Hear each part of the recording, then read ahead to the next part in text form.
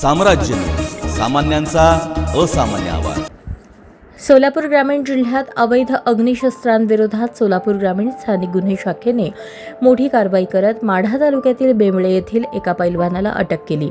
आरोपीकडून एक देशी बनावटीचे पिस्टल व एक जिवंत काडतूस असा एकूण 50,200 रुपयांचा मुद्देमाल जप्त करण्यात आला। बार्शी तालुका पोलीस ठाण्यात यापूर्वी अवैध अग्निशस्त्राचा वापर करून खून करण्याचा प्रयत्न झाल्याचा गुन्हा दाखल झाल्यानंतर पोलीस अधीक्षक अतुल कुलकर्णी यांनी जिल्ह्यातील अशा गुन्हेगारांवर कठोर कारवाईचे आदेश दिले होते। त्या अनुषंगाने स्थानिक गुन्हे शाखेचे वरिष्ठ पोलीस निरीक्षक संजय जगताप यांच्या मार्गदर्शनाखाली विशेष मोहीम राबवण्यात आली।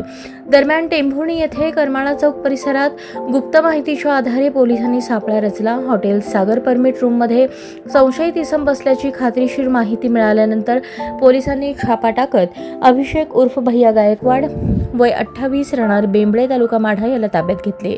झडती दरम्यान आरोपीच्या कमरेला मॅगझिनसह गावठी पिस्टल आणि एक जिवंत राऊंड आढळून आला। या प्रकरणी टेंभुर्णी पोलीस ठाण्यात भारतीय हत्यार कायदा 1959 अंतर्गत कलम 3-7-25 प्रमाणे गुन्हा दाखल करण्यात आला असून पुढील तपास पोलीस उपनिरीक्षक मदने करत आहेत।